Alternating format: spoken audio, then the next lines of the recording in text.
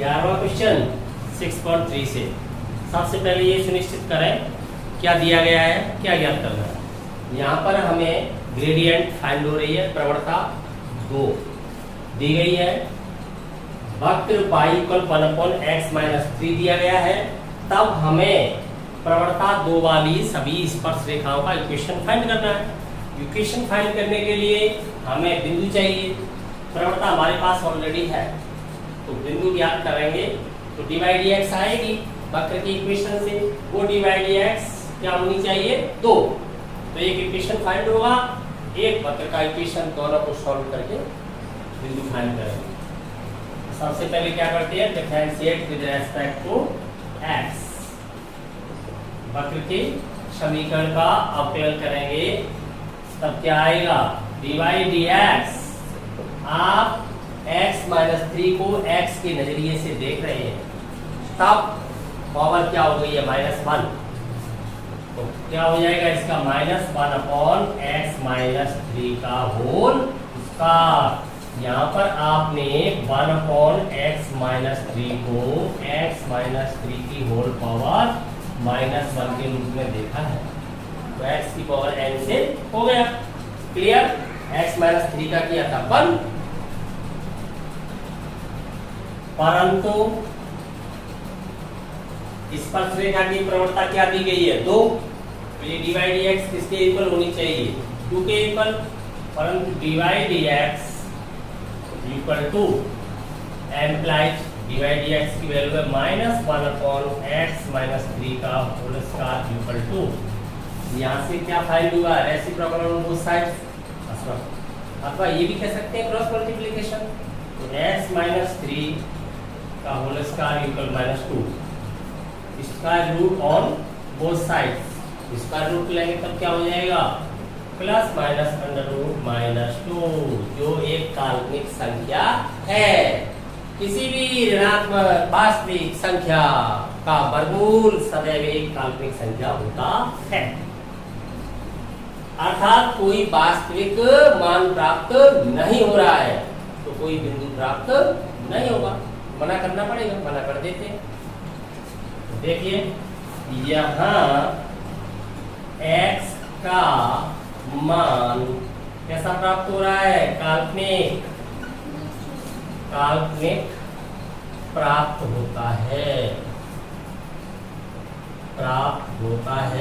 अतः यह कहा जा सकता है किसी भी स्पर्श रेखा का अस्तित्व नहीं है इस वक्र के लिए जिसकी प्रवणता 2, अतः ऐसी किसी भी स्पर्श रेखा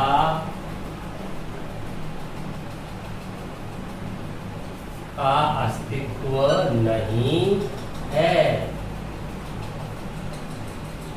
क्लियर? समझ में आ गया?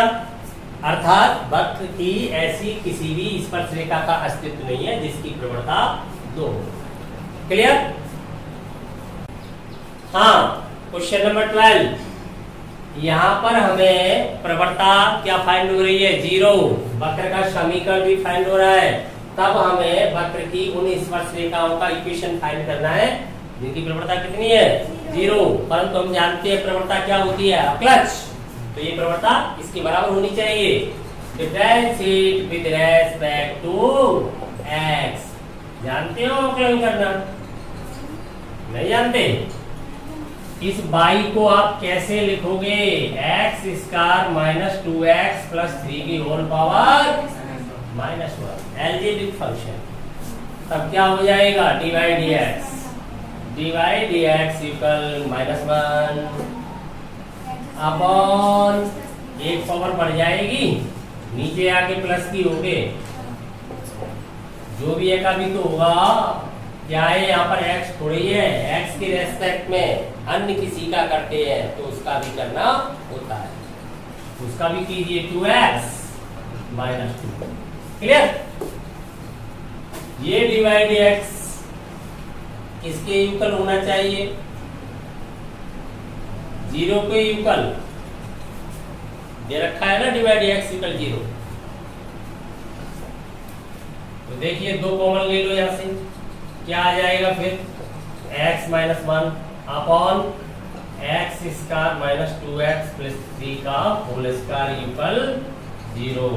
ये तो 0 में चला गया, क्रॉस मल्टीप्लाई करके अपने पास रह क्या जाता है x minus 1 equal 0 employee x equal 1 minus 2 भी 0 हो गया। x इक्वल क्या आ रहा है 1, वास्तविक संख्या है।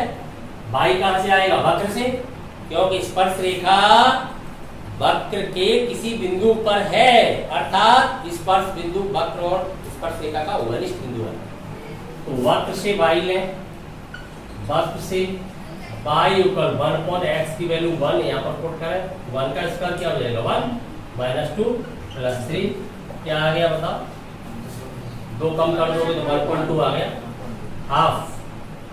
बिंदु क्या आ गया, इसलिए जो वक्र का बिंदु है जिस पर स्पर्श रेखा खींची गई है वो बिंदु हो गया आपका 1 और हाफ।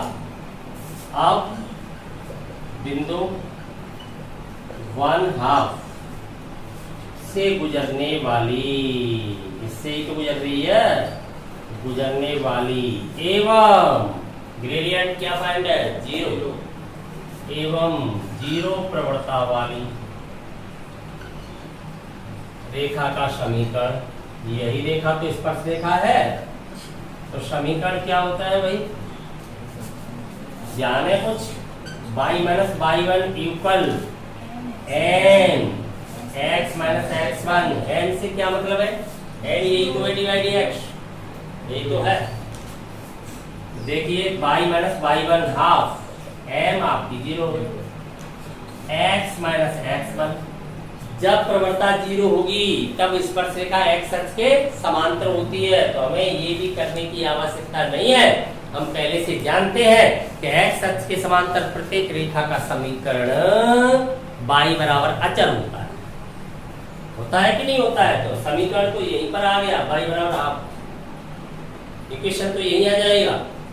हम सीधा लिख सकते हैं इसे, x अक्ष के समांतर प्रत्येक रेखा का समीकरण क्या होता है y इक्वल अचर, इक्वेशन तो यही आएगा, आप देख लो यही आएगा, ये सब 0 हो जाएगा तो क्या आएगा y equal half, y minus half equal क्या रह गया 0, 2 एलसीएम लोगे तो ये हो जाएगा 2y minus 1 equal 0।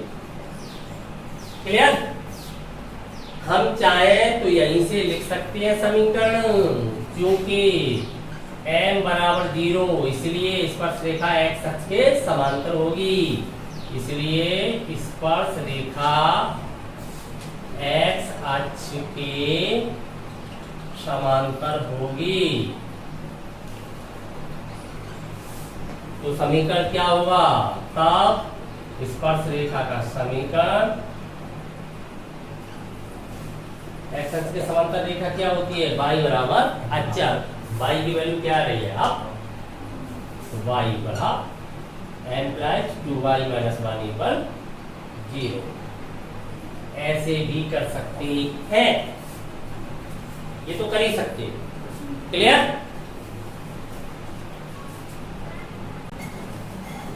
Question number 13, equation दिया गया है जिस वक्र का, इस वक्र को क्या कहते हैं, ध्यान आ रहा है, कॉनिक सेक्शन के अंतर्गत 11th क्लास में पढ़ा हुआ है, क्या है एलिप्स, दीर्घवृत्त। तो इस दीर्घवृत्त की उन स्पर्श रेखाओं का समीकरण फाइंड करना है जो x अक्ष के समांतर हो, सेकंड पोजीशन y अक्ष के समांतर हो।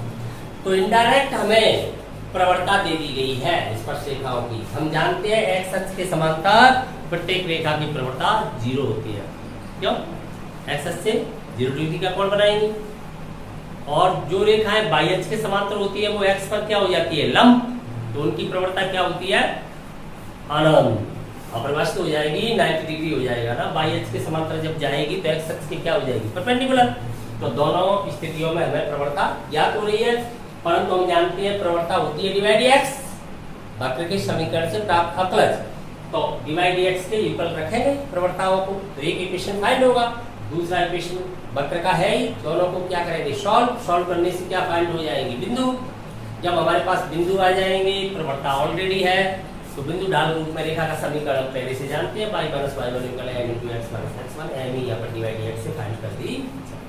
क्लियर करते हैं। तो differentiate with respect to x, आप एप्लीकेशंस ऑफ डेरिवेटिव के अंतर्गत है, अर्थात अवकलज के अनुप्रयोग कर रहे हैं। यहाँ पर आप अवकलज सीख नहीं रहे हैं, अवकलज तो आपको आने चाहिए। अवकलज के अंतर्गत आप पारंगत हो तभी अवकलज का प्रयोग कर रहे हो। यदि आप अवकलज नहीं जानते तो अवकलज के प्रयोग का कोई भी अर्थ नहीं है आपके लिए। तो अवकलज तो सिखाना नहीं है, सीधा कर देते हैं। कीजिए अवकलज, क्या होगा यहाँ पर 2x 9 फर्स्ट है बना दो, यहाँ पर करोगे तो क्या हो जाएगा 2y 16 बना रहेगा, परंतु x के रेस्पेक्ट में है तो क्या आएगा डिवाइड x, कांस्टेंट का क्या हो जाएगा 0। क्लियर, हमें तो डिवाइड x चाहिए, तो डिवाइड x सिंपल क्या हो जाएगा, उधर जाएगा नेगेटिव हो जाएगा, तो -2/9x नेगेटिव हो गया।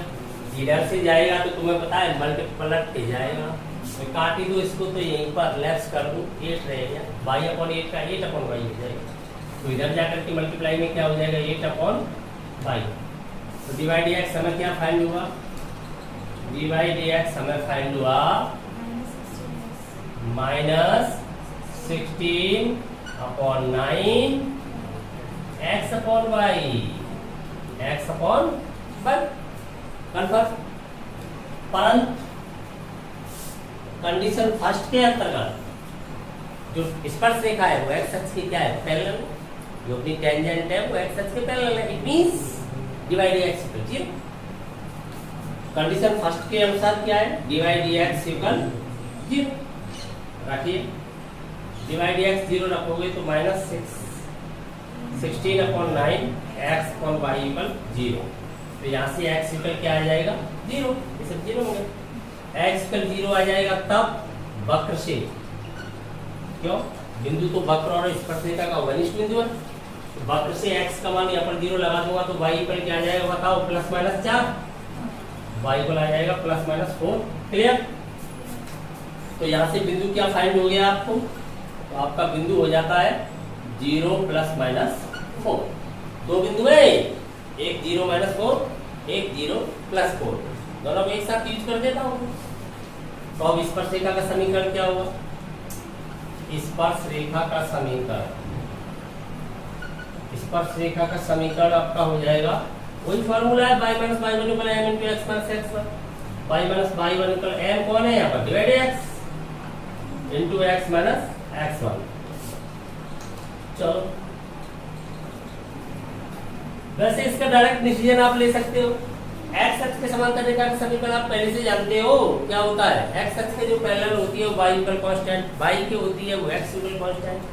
तो सीधा लिख दो, क्या जरूरत है, इसको लगाओगे तब भी वही आएगा, आप बिंदु निकाल के लगाओगे तब भी वही आएगा। इक्वेशन तो आपका पहले से ही आपके सामने हाजिर है, यही तो है, देख लो लगा y - y1 करोगे तो +-4 वाले बिंदु में माइनस हो जाएंगे, +-4 ही तो लगा रहे हो, y दोनों को एक साथ यूज कर रहा हूँ। यूकल m आपका क्या है 0, तो बताओ 0 हो गया, टोटल वैल्यू 0 हो गई, तो आपके पास g तो आ गया y यूकल +-4। तो यही तो था, पहले से ही मान लेते इसको, आवश्यकता क्या थी इस कंडीशन लगाने की है? कोई भी चीज अगर डायरेक्ट हो सकती है उसका सीधा फायदा उठाना चाहिए। एग्जाम के अंतर्गत समय निश्चित मिलता है, समय की तो कीमत है, क्वेश्चन सभी आए पर उतने समय में नहीं कर पाए तो किसी काम की नहीं है। तो यहाँ हमें ध्यान देना चाहिए कि आवश्यक नहीं है हमें ये फॉर्मूला यूज करें, क्योंकि हम पूर्व ज्ञान का प्रयोग कर सकते हैं। हम डायरेक्ट ये डिसीजन ले लें, स्पर्श रेखा का समीकरण सीधा लिख सकते हैं कि यही होगा, सीधा लिख दें y यूकल अचर, ये सूत्र है आपका, जो y कोऑर्डिनेट है वो कांस्टेंट, तो यहाँ से हो जाएगा y यूकल +-4। कारण क्या रहा है, क्योंकि स्पर्श रेखा x अक्ष के समांतर है, ये कारण रहा, क्योंकि स्पर्श रेखा x अक्ष के समांतर है।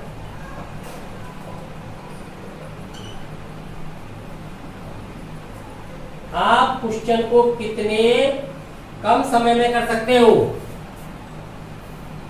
यही निर्धारित करेगा आपके अंक। आप अगर क्वेश्चन को अधिक समय में कर पा रहे हो, आपके अंक कम आएंगे, आपको समय ही नहीं मिलेगा एग्जाम के अंतर्गत। तो आपके मेथड इस प्रकार के होने चाहिए कि उनके अंतर्गत सरलता भी हो, हर चीज स्पष्ट भी होनी चाहिए और समय कम से कम, कैलकुलेशन भी सरल होनी चाहिए। सरल एवं सुगम दोनों बातें होनी चाहिए। तो सुगम भी है, हम जानते हैं इसको, और सरल भी है, दोनों ही चीजें। ठीक है, दूसरी स्थिति में हम आते हैं। तो डिवाइड एक्स इक्वल क्या है, बाई एच के पैरेलल है, तो डिवाइड एक्स इक्वल 0। क्या जरूरत है हिंदी बार बार भाषा लिखने की, इसका मीन्स लिखो सीधा कि डिवाइड एक्स इक्वल क्या होगा, इनफाइनाइट। क्या हो गया, इनफाइनाइट। इनफाइनाइट होगी ना, एक्स एच के लंबवत हो जाएगी, बाई एच के पैरेलल। तो इससे सॉल्व करो इसको, डिवाइड एक्स की वैल्यू आपकी क्या आई है, -16/9 x upon y equal infinite को आप क्या लिखोगे, 1/0, 2/0, 5/0, कोई या शून्य संख्या के अपॉन में 0 लिखोगे तो आप बने ही लिख लो ना, क्योंकि तो 0 में जाएगी। तो देखो इससे क्या आ जाएगा, डायरेक्ट बाई तो बचेगा, तो बाई इक्वल 0 आ जाएगा। अब आपको इक्वेशन फाइंड करना है, तो आपको तो पता ही है एक्स इक्वल कांस्टेंट होगा, अर्थात एक्स कोऑर्डिनेट फाइंड कर लो, वही इक्वेशन होगा। तो वक्र से एक्स कोऑर्डिनेट अब कहां से आएगा, वक्र से। क्यों, वक्र और स्पर्श रेखा का स्पर्श वनिष्ठ बिंदु है, कॉमन पॉइंट है, तो लगाइए यहाँ पर y इक्वल 0, तो x इक्वल क्या आ जाएगा, +-3। क्लियर, यही अभीष्ट स्पर्श रेखा है, यही अभीष्ट स्पर्श रेखा है। क्लियर, कारण क्योंकि x अक्ष के समांतर रेखा क्या होती है, x अक्ष के समांतर रेखा का समीकरण, equation of A line parallel x axis होता है x बाई एच के पैरेलल, x अक्ष के नहीं, सॉरी बाई एच के, x इक्वल कांस्टेंट। क्लियर, अगर आप इस सूत्र का प्रयोग नहीं कर रहे हो, इस स्थिति में भी आप y - y1 equal m into x - x1 का प्रयोग कर रहे हो, तो आप अपना समय ही तो खराब कर रहे हो। जब कोई क्वेश्चन शॉर्ट वे में हो सकता है, फिर भी हम इसे लेंदी करते जा रहे हैं, तो हम अपना नुकसान करते जा रहे हैं, अर्थात हम अंकों से हटते जा रहे हैं। यही कारण होता है कम परसेंटेज लेने का, दूसरा कारण नहीं है। बच्चे को ये ध्यान देना चाहिए कि क्वेश्चन अलग अलग तरीकों से हो सकता है, तो उस तरीके को चुनिए जो सरल भी होना चाहिए और कम समय में भी हो जाना चाहिए। क्लियर, समझ में आ गया।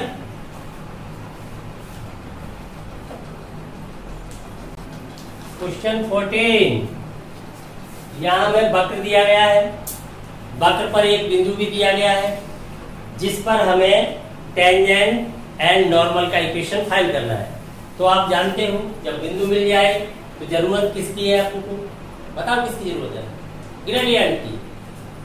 जब बिंदु प्राप्त होता है तो किसकी जरूरत होती है, ग्रेडियंट की। तो ग्रेडियंट क्या होती है, डिवाइड एक्स होती है। तो क्या करना चाहिए, डिवाइड एक्स फाइंड करना चाहिए। क्या होगा इसका, 4x3, इसका 18x², और यहाँ पर क्या हो जाएगा 26x - 10। Clear, divide x at given point. Given point क्या है आपका, बिल्कुल मैं केवल इतना लिख दूं तो भी चलेगा ना, क्योंकि बाई कोऑर्डिनेट इसमें जरूरत ही नहीं है, कहीं पर है ही नहीं। तो ये सब 0 हो गया, क्या आ गया डायरेक्ट -10। समय क्यों खराब किया जाए, सीधा पता नहीं चल रहा आपको, -10 आ गया डिवाइड एक्स। तो ये जो ग्रेडियंट है वो किसका है, टेंजेंट का, स्पर्श रेखा का। जब इसे नॉर्मल का बनाऊंगा तब क्या हो जाएगा, अभिलंब की प्रवणता के लिए -1 कौन हो जाएगा इसका, तो लिखता हूं मैं सीधा स्पर्श रेखा का समीकरण, स्पर्श रेखा का समीकरण y - y1 equal divide x into x - x1, y - y1 5 divide x आपको फाइंड हो रही है -10, x - x1। यहाँ तो यही फॉर्मूला लगाना पड़ेगा, क्योंकि स्पर्शरेखा x अक्ष या y अक्ष के समांतर होती है, तभी तो x कोऑर्डिनेट में रह जाता है, या तो आंसर या y कोऑर्डिनेट में रह जाता है। यहाँ किसी एच के पैरेलल नहीं है।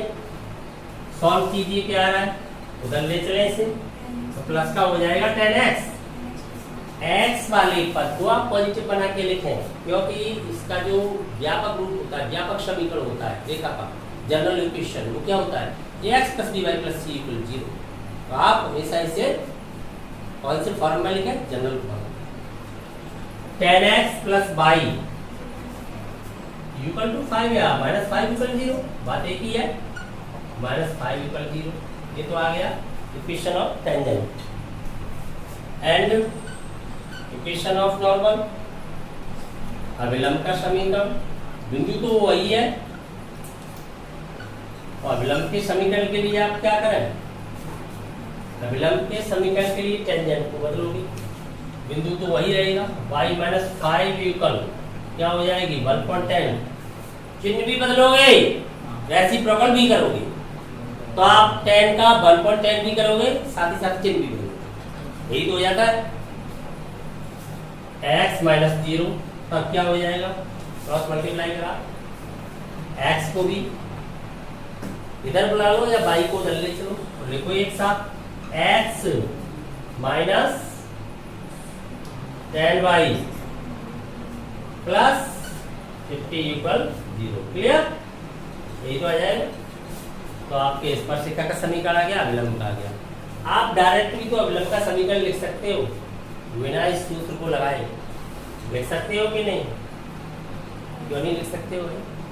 एंड उधर भी देखिए, अथवा आप सीधा ऐसे लिख सकते हो, अभिलंब का समीकरण। आपको पता है अभिलंब इसके परपेंडिकुलर होगा, परपेंडिकुलर होगा तो y का गुणांक यहाँ आ जाएगा, x का गुणांक यहाँ चला जाएगा। उसकी जो टेंजेंट स्पर्श रेखा है और अभिलंब की प्रवणता में क्या संबंध होता है, m1 m2 = -1, लंबवत हो जाएंगे।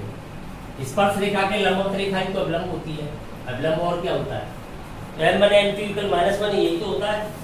तो इससे आप डायरेक्ट देख रहे हो, जो प्रवणता होती है -x का गुणांक अपॉन y का गुणांक, coefficient of x upon coefficient of y। तो आपने चिन्ह बदल लिया, कोफिशिएंट यहाँ तो आ जाएगा b और यहाँ पर पहुंच जाएगा आपका a, उल्टा हो जाएगा। तो ये इक्वेशन हो जाएगा आपका डायरेक्ट, x और चिन्ह भी बदल जाएगा, -10y।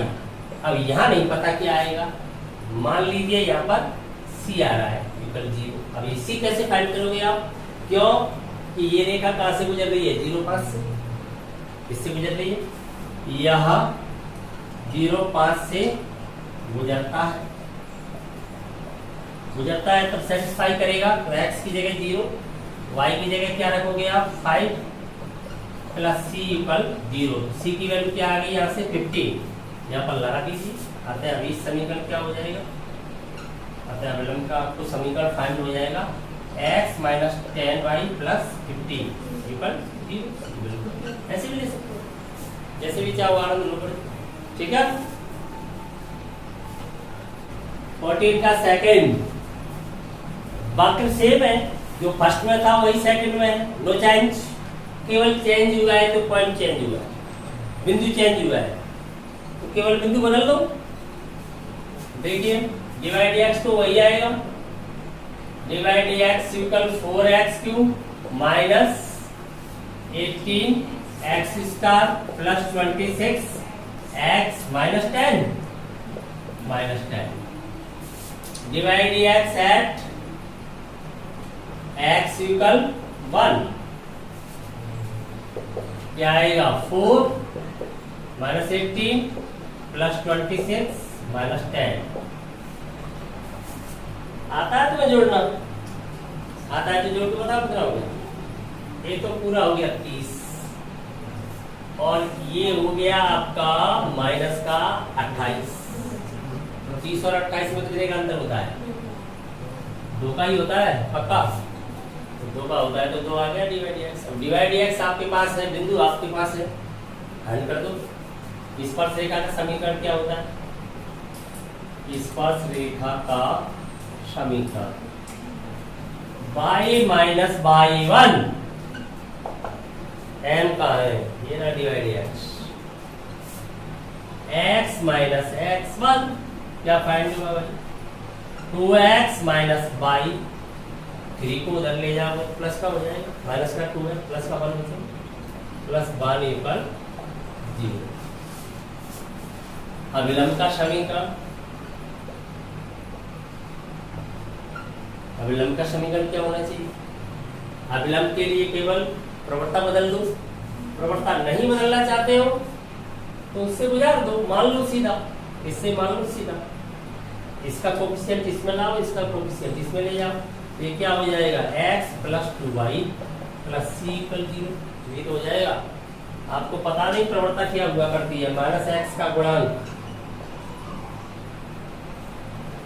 अपॉन y का गुणांक यही तो प्रवणता हुआ करती है किसकी ax plus by plus c equal 0 की ये आपस में बदल जाते हैं। ठीक है यह बिंदु इससे जाता है 1 3 से जाता है सेटिस्फाई करा तब क्या हो जाएगा 1 x की जगह क्या लगाओगे 3 प्लस c इक्वल 0 इससे c की वैल्यू क्या आ गई देखो -7 6 और 1 7 तो c इक्वल क्या आ जाएगा लगा दो इसमें तो अभिलंब का समीकरण क्या आ जाएगा अभी समीकरण आपका हो जाएगा x plus 2y minus 7 equal 0। ऐसे नहीं लेना चाहते हैं तब ये भी तो ऑप्शन है आपके पास अथवा अभिलंब का समीकरण आप बिंदु से ले लो सीधा क्या हो जाता है formula y minus y1 equal -1 upon divide x यही तो हो जाता है। जो स्पर्शरेखा की प्रवणता है उसका ऋणात्मक व्युत्क्रम बन जाता है बिंदु तो वही रहेगा x माइनस x1 तब क्या आ जाएगा वही y माइनस y1 वही बिंदु है केवल ग्रेडियंट ही तो बदलना है -3 ग्रेडियंट आपका क्या हो गया यहाँ पर -12 x माइनस 1 जब इसे आप सॉल्व करोगे तो देखो क्या आएगा 2y माइनस 6 इधर से यह आएगा 2y माइनस 6 इधर क्या रह जाएगा -x प्लस 1 इधर रह जाएगा आपका -x प्लस 1 x को इधर लाइए लेफ्ट में तो क्या आ जाएगा x प्लस 2y 1 को भी इधर लाओगे -7 हो जाएगा तो -7 इक्वल 0 प्राप्त हुआ वही। कैसे भी ले सकते हैं गणित का आनंद तभी लिया जा सकता है जब आपको उचित निर्णय लेना आ जाए कि हम समय कैसे बचा सकते हैं इस बात को महत्वपूर्ण मानिए इस पर गौर कीजिए। अगर आप समय नहीं बचा पाओगे तो एग्जाम के अंतर्गत पूरा गणित आपका रखा रह जाएगा। Clear?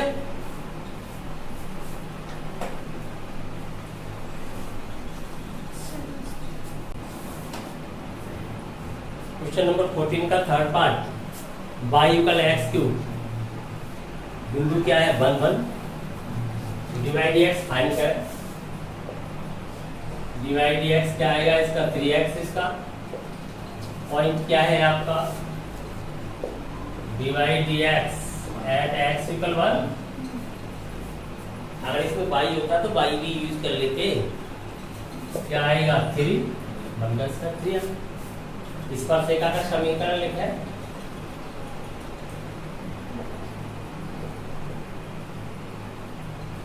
y minus y1 1 m आपका 3 x माइनस x1 क्या आ गया 3x माइनस y उधर जा रहे हैं राइट में माइनस का 3 ये प्लस का 1 हो जाएगा तो क्या बचेगा माइनस का 2 नहीं बचेगा। क्लियर? गणित के अंतर्गत यह ध्यान रखें जितना आवश्यक हो उससे एक शब्द अधिक न लिखें। क्यों? समय का सिला हो जितना आवश्यक है उतना जरूर लिखें पर उससे एक शब्द भी अधिक न लिखें अन्यथा विपरीत प्रभाव पड़ेगा आपके मार्क्स पर। अभिलंब का समीकरण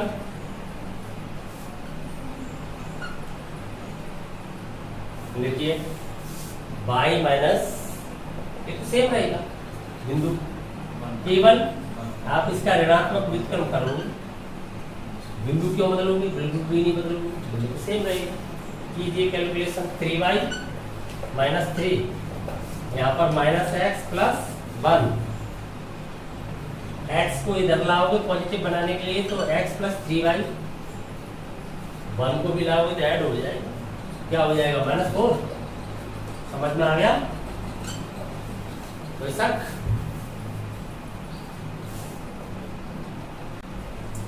छोटे छोटे क्वेश्चन आ रहे हैं। वो एक्स क्यूब था, ये क्या है एक्स, इसका क्या हो जाएगा डिवाइड एक्स, वो एक्स। क्लियर? पॉइंट क्या है आपका 0 0, मूल बिंदु तो एक्स इक्वल 0 पर ये तो 0 ही हो गया। प्रवणता 0 होती है तो स्पर्शरेखा क्या होगी, एक्स अक्ष के समांतर होगी और विलंब एक्स अक्ष के लंबवत होगा। सीधा लिखते हैं इक्वेशन, 0 0 से गुजर रहा है, ध्यान से समझना। 0 0 से जब गुजरी तो 0 0 तो यही है ना, अभिलंब भी गुजरे स्पर्शरेखा भी गुजरे, तो बताइए फिर आपका वक्र कहाँ है? एक कंडीशन में तो आपका वक्र ही हो जाएगा, एक कंडीशन में आपका वक्र हो जाएगा, एक में तो स्पर्शरेखा ये बन जाएगी स्वयं एक्स अक्ष, एक स्थिति में y अक्ष बन जाएगी स्पर्शरेखा। क्यों? 0 0 से गुजरने वाली यही तो रेखाएं हैं। 0 0 से दोनों एक साथ कौन गुजरती हैं? x और y अक्ष दोनों एक साथ कहां पर इंटरसेक्ट करते हैं? मूल बिंदु पर। उसी बिंदु को तो मूल बिंदु कहते हैं। आंसर आपके सामने सीधे आ जाए, लिख दें, लिख देता हूं स्पर्शरेखा का समीकरण।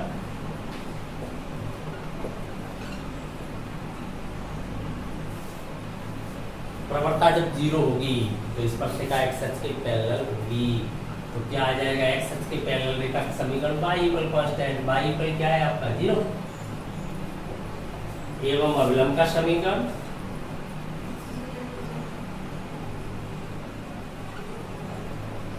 अभिलंब क्या होगा भाई आपका x के लंबवत, x के लंबवत है, मूल बिंदु से गिरने वाली वो रेखा क्या कहलाती है भाई h।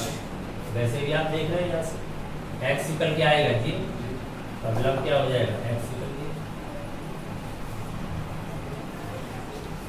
देखिए y इक्वल अचर, y इक्वल 0 होगा तो y इक्वल 0 कौन होता है x अक्ष, x अक्ष पर y इक्वल क्या होता है 0, और जो y अक्ष है उसका समीकरण क्या हो जाता है x इक्वल 0।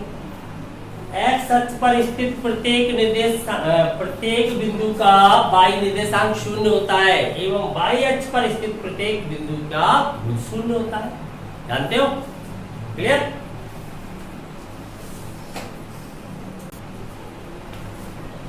फोर्टीन का फिफ्थ पार्ट, ये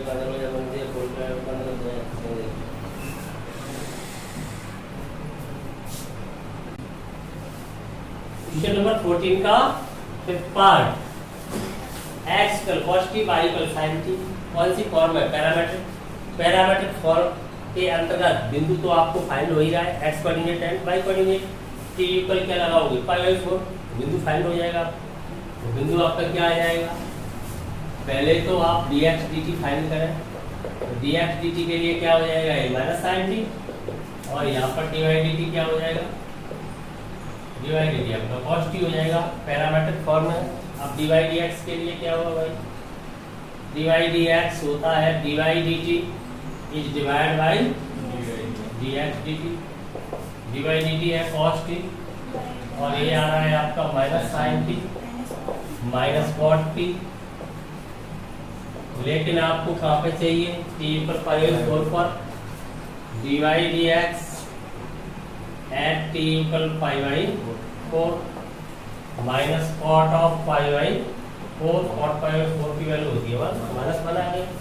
ये किसका टेंजेंट है? वो टेंजेंट का ग्रेडियंट है, स्पर्शरेखा की प्रवणता है, अभिलंब की तो बना ही लोगे। ठीक है, बिंदु चाहिए, बिंदु क्या होगा आपका?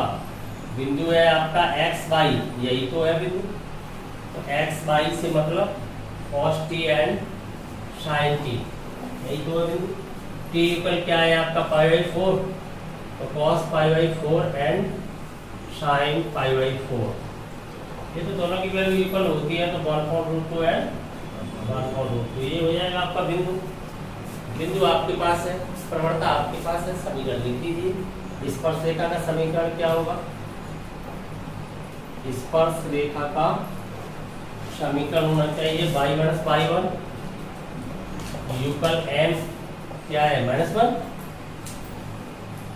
x minus x1 1/√2। सॉल्व करो इसे।